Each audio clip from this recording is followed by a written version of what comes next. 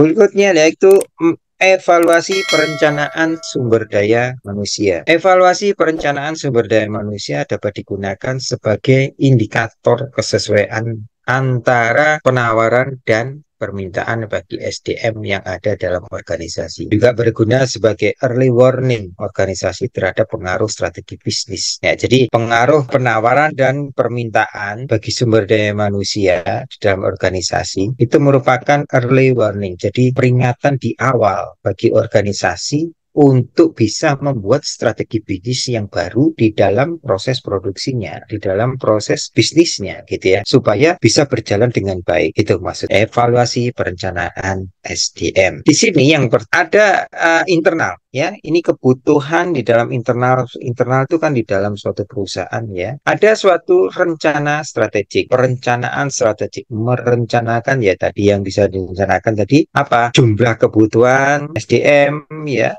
Terus kemudian ada anggaran yang dibutuhkan. Kalau jumlah kebutuhan, misalkan kebutuhannya SDM tenaga kerja yang dibutuhkan misalkan 1.000 orang. Anggaran yang disiapkan itu juga harus ada 1.000 orang. Tetapi di dalam anggaran itu berbagai macam anggaran yang berhubungan dengan kebutuhan ketenagakerjaan ya.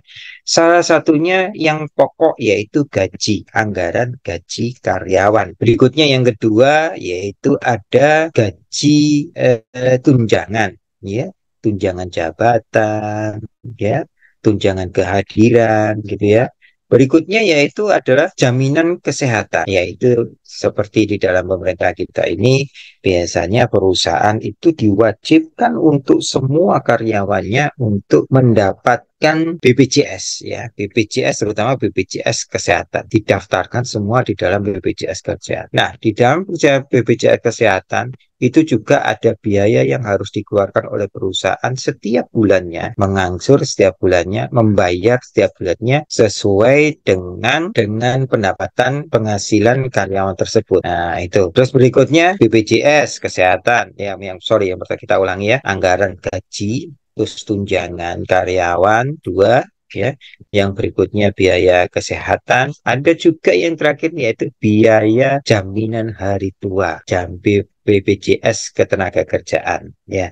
Jaminan hari tua itu penting karena itu merupakan hak karyawan ya, hak karyawan setelah dia mengabdi di dalam perusahaan dalam beberapa tahun. Nah, itu juga biaya yang dikeluarkan oleh perusahaan. Satu lagi juga ada tambahan anggaran yaitu untuk karyawan itu ada namanya pajak PPh 21 ya, pajak penghasilan karyawan. Nah, itu semua juga harus ada anggarannya. Jadi perusahaan untuk membuat anggaran terutama untuk di bidang gaji, gitu ya, gaji, ya, itu juga harus dialokasikan dana, yaitu dana gaji, biaya tunjangan, biaya BPJS kesehatan, biaya BPJS ketenagakerjaan, pajak penghasilan, ya, pajak penghasilan. Nah, ada juga yang mau menambahkan satu anggaran budget terhadap hubungan karyawan, yaitu tali asih. Biasanya ada gitu, tali asih. Misal karyawan tersebut sakit ya, atau keluarga karyawan tersebut ada yang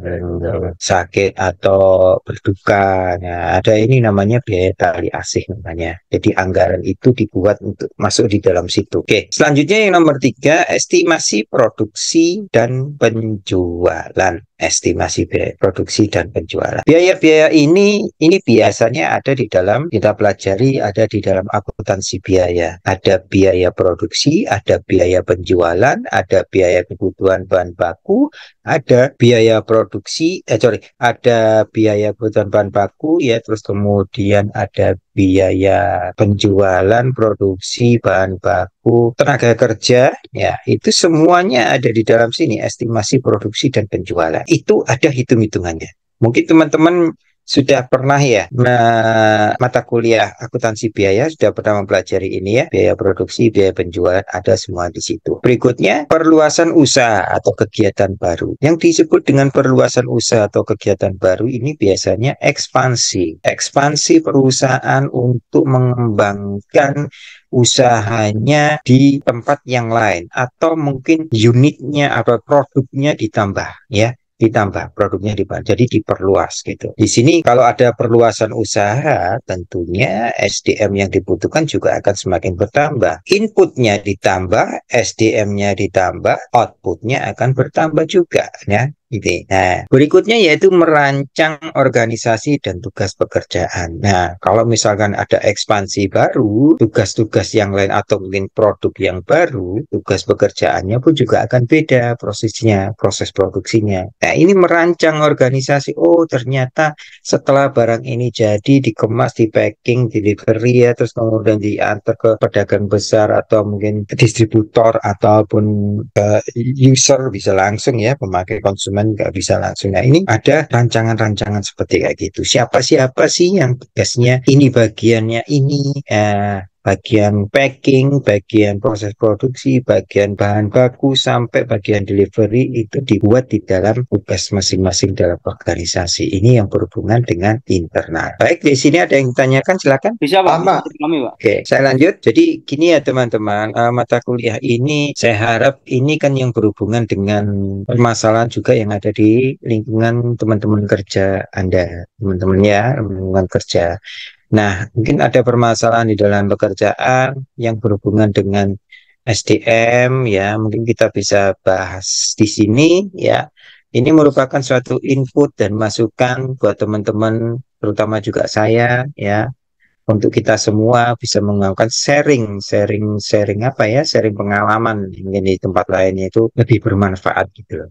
Jadi ya saya harap ada interaktif dua, ya komunikasi komunikasi dua arah gitu ya, dari saya juga kemudian dari teman-teman. Mungkin ada yang mau menambahkan, silakan. Saya terima kasih sekali, saya harap seperti itu. Jadi saya nggak monoton infonya dari satu arah aja dari saya gitu ya. Padahal ini saya membicarakan berdasarkan teori karena saya akademisi ya. Mungkin di praktek bisa Anda di lapangan, teman-teman punya permasalahan yang disampaikan di sini yang berbeda dengan ini, monggo silakan kita bahas sama-sama. Ya, saya lebih suka itu gitu. Ya. Oke, kemudian yang eksternal. Nah, kalau eksternal di suatu ada yang pertama yaitu situasi ekonomi. Situasi ekonomi suatu negara, suatu daerah atau bagian mungkin di Indonesia Timur, di bagian tengah, bagian barat, kalau di Indonesia ini ya, ini suatu situasinya berbeda-beda, baik berdasarkan kondisi alam gitu ya, yang berbeda, yang berbeda ya, sehingga dibutuhkan ekonomi yang perekonomian, situasi ekonomi yang berbeda-beda juga penerapannya. Ya. Berikutnya sosial budaya. Nah, sosial budaya. Ada beberapa di budaya kita ini, di negara Indonesia ini mempunyai banyak budaya, ya, berbeda-beda kita budaya kita masing-masing. Ada beberapa yang memang yang kental gitu ya, sehingga untuk perusahaan yang mempromosikan produk tersebut tidak bisa masuk ke dalam sana itu ada. Nah, ini perlu disiapkan. Ada juga sumber daya manusia yang sosial budayanya mempunyai tingkat pendidikan yang lebih rendah, ada juga. Tapi ada terutama di budaya yang di kota. Kalau kota itu biasanya tingkat pendidikannya mereka masing-masing tinggi-tinggi ya. Pengalaman dibutuhkan. Contohnya kayak di Jakarta, Surabaya, ini mereka rata-rata mempunyai tingkat pendidikan yang tinggi dibandingkan kita sama saudara-saudara kita yang di daerah-daerah.